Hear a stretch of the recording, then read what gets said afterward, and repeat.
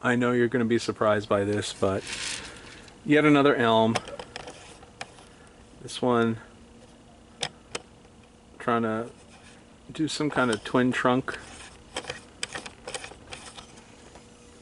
So we'll take a look. Seriously, no, no soil there. Need to give him a nice layer of soil this year. Some nice, fun roots. A lot of sand. I wonder if he was stuck near one of my sand trays. I have to do a follow-up on the sand trays. So, taking out the obvious weeds, nothing horrible.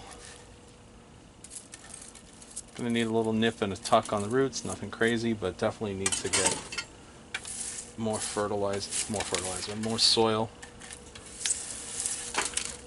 onto the roots. And up here I'm looking, this wire was probably applied last year, and it does not appear to be biting in anywhere. So that brings out my lazy nature, which is like, oh wow, I can let it go another year and not worry about it. Probably a bad reflex on my part, but we'll see. Now the apex, the top of the tree, it's grown quite vigorously, where I have stuff that's too thick and in the wrong spots, so we'll shrink everybody back. Gonna have to think about a new apex on the tree. Those little stubs are from last year's cuts. I like to treat them almost like they're maples and make a cut far away from the part that I want to keep so it dies back to that section.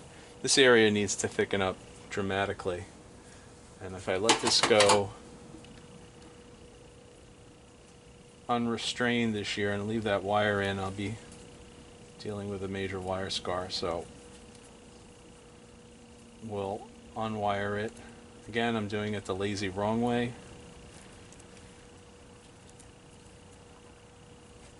So we'll leave that. This one, I'm not even sure what his purpose is. Don't know why I kept him. I don't see him doing anything for the design. So,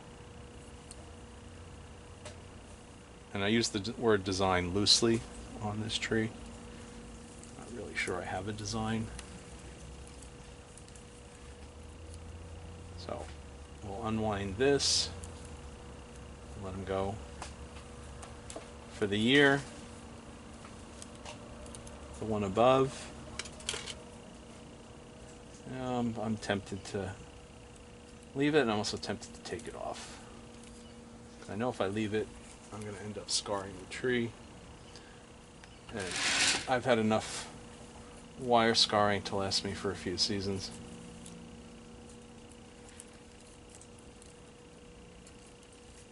Alright. So, see if we can get him to start ramifying. Got a nub there that I don't need. Another nub there that I don't need. He's not your greatest twin trunk ever, but he appeals to me, or she appeals to me. I'm not sure if elms are hermaphrodites or not. Never really looked into it. I think I'll keep that one. And what to do with the apex? It's a mess.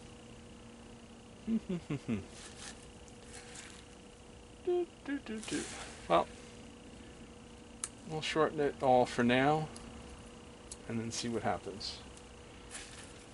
Not sure that branch is doing me anything, but I can always cut it off later. So I've got a big root running around in circles here, so I'll make a slice or a series of slices around the roots, comb it out.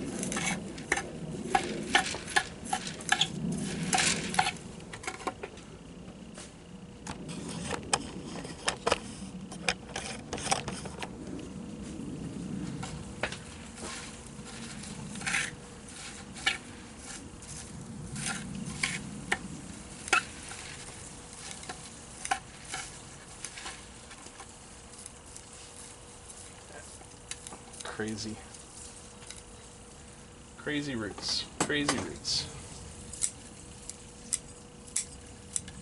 So he's still dormant, which means that I'm not gonna hit him with any liquid fertilizer. I'll put him back in a cool part of the greenhouse where he'll be protected from freezing, but we'll be allowed to get up over 50 during the day. Hopefully keep him under 60 at the same time so that the roots are moving and the foliage is not super thrive.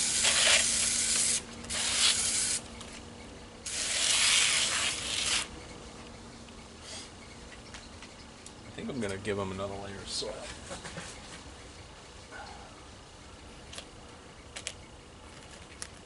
And worry about my planting angle.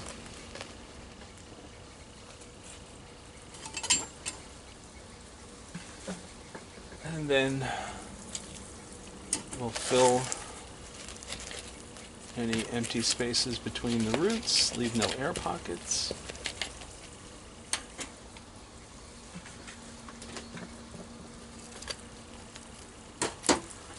Pre-moistened soil, since this is in such a tight container and my greenhouse is so warm, I have no problem using a peat moss based mix. Should be able to keep it moist. I'm surprised at how well it kept, considering it had so little soil in it. So the only thing I'll do this time of year is a little bit of Osmocote, and we'll put them back in a cool spot in the greenhouse and let them grow some new roots and see what the top does. We'll come back to them in a couple months and see what develops. He looks really crazy. Can't wait to see him with leaves. So again, this is where you're supposed to do the like and subscribe thing, so you do you, and when you get a chance, go play with your trees.